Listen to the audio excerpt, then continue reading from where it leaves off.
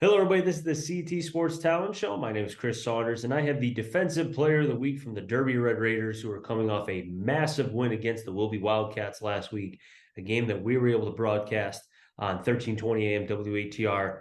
And it was a game of which Derby, their first win in their last 22 games. And for Bryan in particular, who I have on, Bryan McLean, with me, it's his first ever not college rather. Hopefully you get some college wins, but your first ever high school win for football. Bryan, I appreciate you coming on, and congratulations on being the Defensive Player of the Week. Thank you. It's been an honor. You know what you did, and it's funny because I was telling Coach Clark this, who's your head coach, second year with Derby. Yeah, Very easily could have been the Offensive Player of the Week. You could have been the first, could do both because of what you did on the offensive side, over 200 yards, multiple touchdowns. But defensively, you had some picks. Obviously, what you did with the extra points, and I don't know if the 2 point conversions were designed to be kind of mishandled, but you found ways to get them into the end zone. But yeah. man, just real quick, how are you feeling after that game? I know it's a couple days out from it, but just talk to me about it. I feel really excited because that was my first win like ever playing football because I've never played football until my sophomore year of high school, Hmm. and a lot of it like has changed and like how I like feel because you know being on the losing side isn't fun at times, but like I was still having fun playing with my boys. So like every single time we lose, I was just thinking like, hey, it just happens. It didn't go our way. So I just have fun at least. That's the most important thing to me. A lot of things is to have fun. But I'm definitely feel pretty good about this because we're like a momentum team. And since that we got to win now, a lot of it we like to build off of things like that, and it just feels great to win under our belt finally.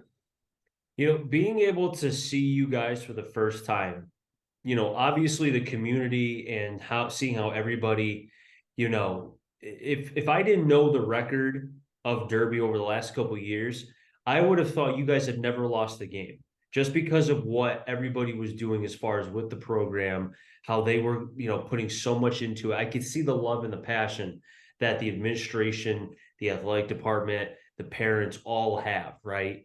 And being Yeah, able to see the game, three things really jumped out to me. Obviously, the coaching staff is passionate. Every play you got, like I could hear it from the other side of the press box. I could see it on the field. And then between you and the quarterback, Jazier Barbera, I mean, the wiggle that you guys have, right? And I mentioned this before on the air about you and especially him. When you guys are accelerating, and obviously this goes into track. I don't know if Jazier does track. If he doesn't, he should. If he does, then awesome. But the way that he is able, and you too, the way that you guys are able to accelerate and not lose any speed while you're cutting, like, does that make sense? Because that was epic to be able to watch. it does. A lot of it is because like for like track, we do a lot of like A skips and all that stuff and C skips, and it's basically like a certain like formal motion for like drills and all that stuff, and it just helps us like acceleration stuff and like keeping our feet like centered. That makes perfect sense. I kind of caught that a little bit, but I'll just go with it because that makes sense for you. So we'll go with that. Bryan, coming into this season before the game, against Wilby, I was talking with Coach Clark, and I saw the videos of the training in the weight room, the running with, I think, what was it, a drill sergeant or a boot camp guy making you guys run, miles upon miles. But it seemed like a lot of fun. You guys seem to be enjoying it. Talk to me about how the offseason was because I got a sense that it was a lot different than what I've seen the last couple of years. It felt different to me. The off season for us, I think it was honestly wonderful. It like shaped a lot of our guys to like actually apply themselves to the program and stuff, and showed a lot of people had commitment, even on the days that they knew when the drill sergeant was coming in and they didn't want to go.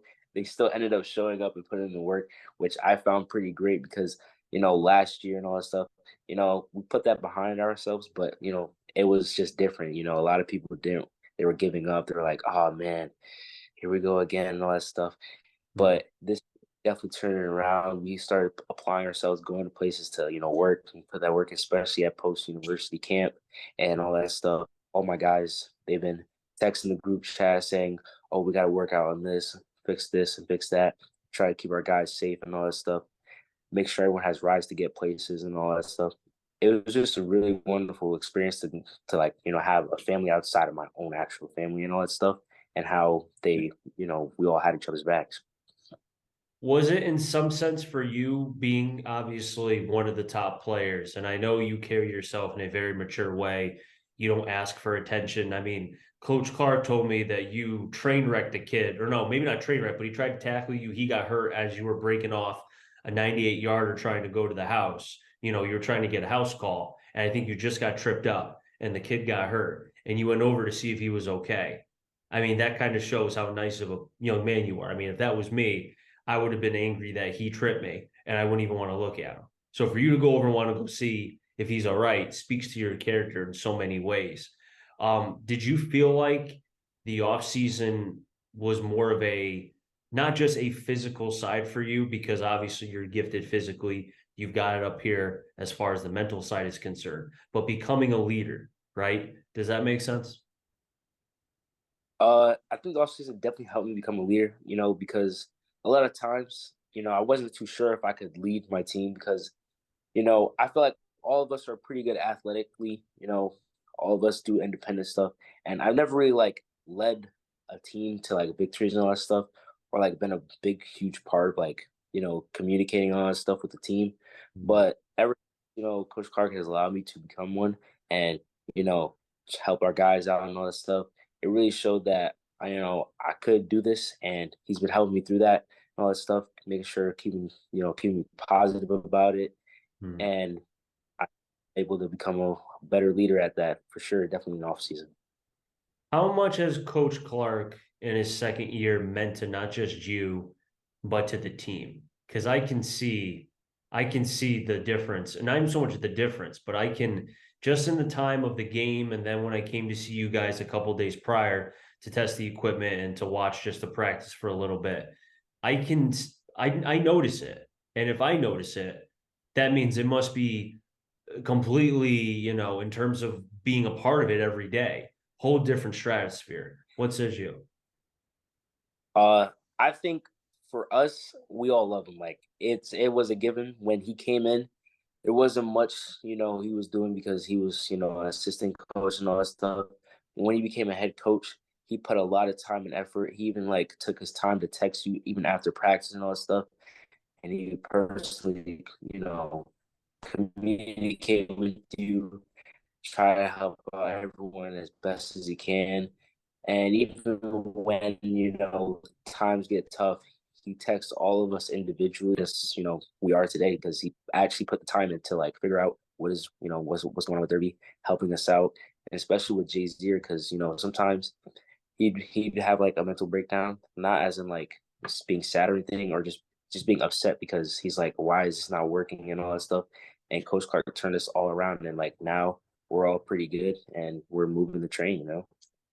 So when he got the water bath or Gatorade bath after the game against Wilby, when it was over, first off, who thought of that? And then second, was that kind of like the way I saw it was that it was like from the whole team saying, thank you for dealing with us through the downs of the downs.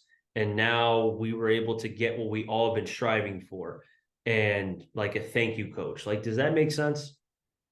Yeah. Well, me, Coach Reese, and Malik Thomas, the other captain, we all talked about it. He was like, "We should go do this," and I was like, "You're right," because it just feels right to celebrate and have a little fun with the coach a little bit and splash some water on him for a little bit, because he earned it and he's definitely been helping us throughout the game. He tells us just focus on the next game. It's already in the past, and it's really helped us a lot because now we're more focused and like we work on things that we might not see during that like the minute stuff, and then practice. As soon as you see something wrong, he tries to fix it right away, and he just we love him. He puts in the time for us. As one of the leaders of this team, Bryan, I know sometimes it's hard to turn the switch after getting a win that meant so much to Derby and the community and such because it'd been so long since 2019, before you were there for that matter. But when was it that this team turn the switch and now is looking towards Torrington, which they're coming off a hard win, a hard loss rather against GNH, which is Gilbert Northwestern Housatonic. It was a close game. I think it was somewhere 17-14. It was a very close game. That Coach Gaetan and that group, they're going to be prepared. They're going to be ready. I'm sure that he's going to have those young men prepared for you guys, especially since Derby coming off a win against Wilby. So when did that switch kind of get turned for you guys to focus on now the next game? I think definitely Monday. You know, our practice consisted of a little bit of full pads and everything, getting a little contact in. I think everyone knew it was that time to start focusing on Torrance and everything. Everyone was really hyped. The energy was high, and we was an offensive day, and I think it went pretty well for the most part. Okay. Now I have to ask, now with the offensive days, I don't know if you guys practice 2-point conversions, but any chance you drew up mishandling snaps and then you just running it in with ease? Because that happened. Uh, That happened twice.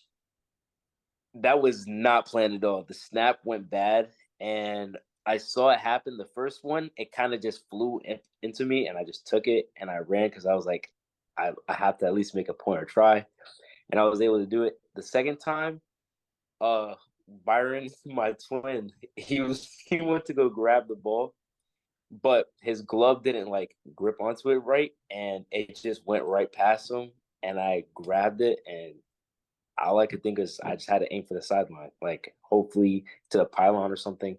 But I was able to get in as well. Yeah, I'm pretty. If I remember right, too, didn't Byron score a touchdown or did it get called back? I don't remember. Oh, he definitely did score a touchdown. I think that was probably the best touchdown during the game. No, why is that? Well, because believe it or not, the pass, the routes were completely wrong. Like the right side ran the wrong routes. They ran the same routes as the other side. But since Jay-Z rolled out the other way because he was getting some pressure, Hmm. Byron cut it back the other way and he caught a pass. Also, JT number 9, he also made a perfect block for Byron to make it a nice cut on number 13, I think, Hmm. for a touchdown. Which I was shocked because I was on line. Well, no, all I just see is Byron just bolting. I was like, it was amazing to see. Yeah, it was one of those games, man. A lot of stuff happened. I mean, the first quarter took an hour and 10 minutes. There was some questionable spotting of the ball between the officials. I don't know if you noticed the field judge, the field umpire had, my partner, the other Bryan with a Y, mentioned how he had a great back step, a great back pedal, kind of like a corner, right? We were talking about maybe how he could potentially play a couple snaps because of how the game was going, right?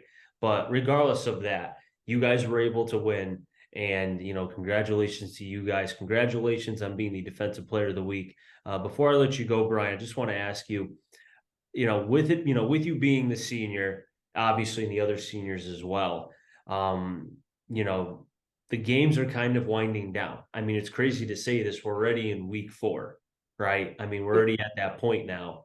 And it's like as soon as it starts, it flies, especially as bad as how you want the season to start between the off season, everything that leads up to that. Um, has it even hit you yet as far as because I don't know what the potential is for you as far as either doing college without sports or college with sports, either football or track or great at both. Has it hit you yet?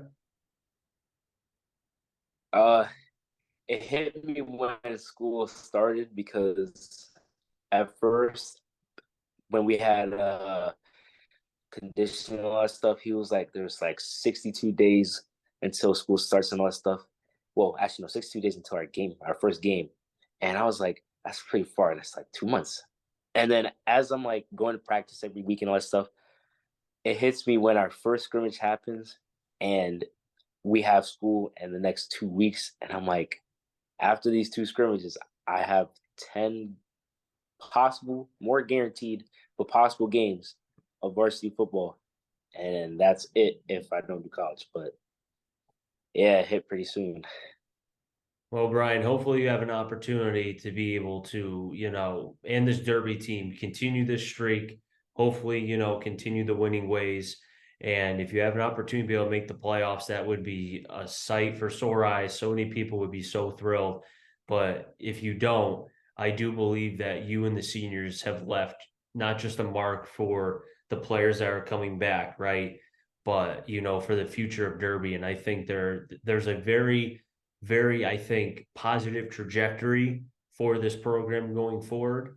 And I think the days of what we saw the last couple of years, I'm sure you heard about them, you saw them, the lack of numbers and just everything. I think that is now hopefully back in the first quarter. You guys are now trying to get to the third, trying to get to the fourth of what should hopefully be some positivity going up. Real quick, Bryan, do you feel like you guys have done that for this program?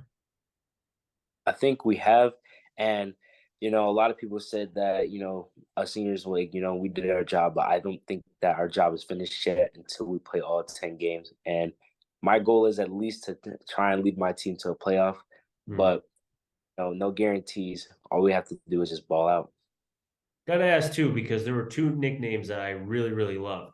The Milkman and who was the other one? What was his name? What was his name? Oh, Big Country. Big Country, the freshman, 74. Yep. Gotta ask, did the Milkman drink his milk today? Not almond milk, because I heard that's not good. And Big Country, is he a Cowboys fan or no? He's actually not a Cowboys fan. Cowboys fan. I know that, but I don't know his favorite team. He hasn't told me yet, but he's not a Cowboys fan. All right, you need to And put that milk, out for me. yeah. And what happened with the Milkman? Did he drink his milk today or was it almond milk today? I think during practice he had his milk. After practice, he had a little bit of almond milk. I don't know what's going on. Gotta tell him, dude. He has to stick to the milkman. Hence why he's named the milkman, right? But hey, Exactly. yeah, exactly. But hey, Bryan, I really appreciate you coming on. Best of luck the rest of the way. And as I said before, you're a great kid, and the future's bright. However long you play sports, seriously, stay well, man. Thank you. I will. Now wrap things up here in the CT Sports Talent Show. So until next time, stay safe. Remember, CT stands for Connecticut Talent. I'm going to find them all. Enjoy the rest of your day, everybody, and be well.